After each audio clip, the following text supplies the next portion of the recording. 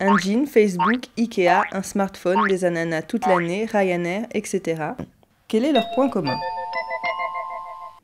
Ils existent grâce à la mondialisation. Mais oui, la mondialisation, ce phénomène global de flux de personnes, de biens, de services, d'investissements, d'informations et d'idées à travers le monde. Mais depuis quand les continents sont-ils ainsi reliés? Remontons à l'époque du commerce triangulaire qui reliait l'Afrique, les Amériques et l'Europe par le transport en bateau. Des esclaves sont vendus pour travailler de force dans les colonies américaines. Le fruit de leur travail, comme le café, le sucre, le coton ou le cacao, est exporté en Europe. D'où des tissus, des armes à feu ou de l'alcool sont acheminés vers l'Afrique. La boucle est bouclée et l'échange inégal.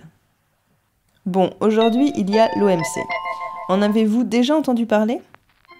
L'OMC, soit l'Organisation mondiale du commerce, favorise les échanges entre tous les pays grâce à la libre concurrence. Mais si un pays riche trouve trop contraignant de négocier avec tant d'autres, il part pour se concerter directement avec un seul interlocuteur. Et conclure des accords avec un autre pays, ce sont les accords bilatéraux. Certains en ont fait un jeu pour gagner toujours plus d'argent. Ils achètent ou revendent en bourse d'énormes quantités pour faire fluctuer les prix artificiellement. Même si ces produits sont du riz ou des bananes qui servent avant tout à nourrir les gens. Parmi ces grands joueurs, on trouve des investisseurs ou des patrons de multinationales. Mais qu'est-ce qu'une multinationale? Eh bien, c'est une entreprise implantée dans plusieurs pays. Son siège se situe le plus souvent dans des pays développés ou émergents ou dans des paradis fiscaux. Et ses centres de production se trouvent dans des pays plus pauvres. Et puis, comme toute entreprise, son principal objectif est de faire du profit avant tout. Alors comment?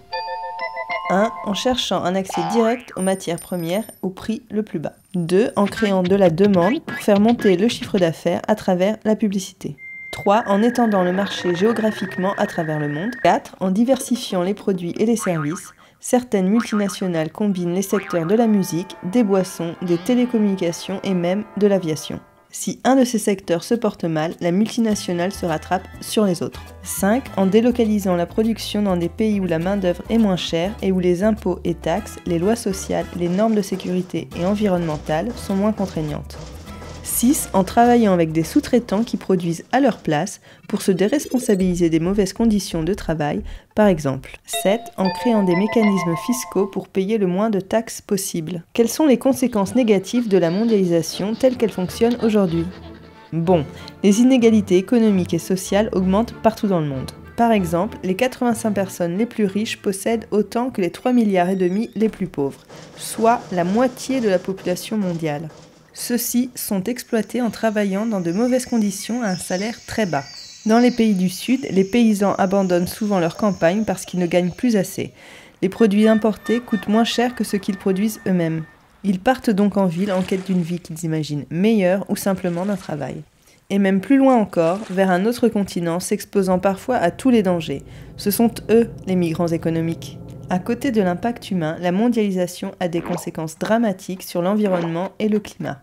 Elle conduit à la surexploitation des matières premières comme l'or, le cobalt, le pétrole, et elle contribue à la pollution de l'eau, des sols et de l'air. L'extraction des métaux et des minerais s'accompagne souvent de rémunérations insignifiantes et de conditions de travail dangereuses, de corruption ou parfois même de conflits armés. Aussi, les déchets électroniques souvent toxiques sont déversés en mer ou dans les pays du Sud. Ce pillage est pourtant indispensable pour produire tout ce que nous consommons. La Terre se réchauffe avec l'augmentation des gaz à effet de serre, le niveau des mers monte, les inondations et les sécheresses s'intensifient.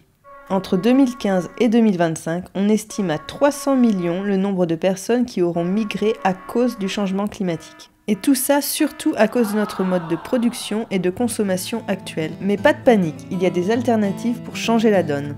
Construisons-les ensemble avec Oxfam. Rendez-vous sur www.oxfam.be.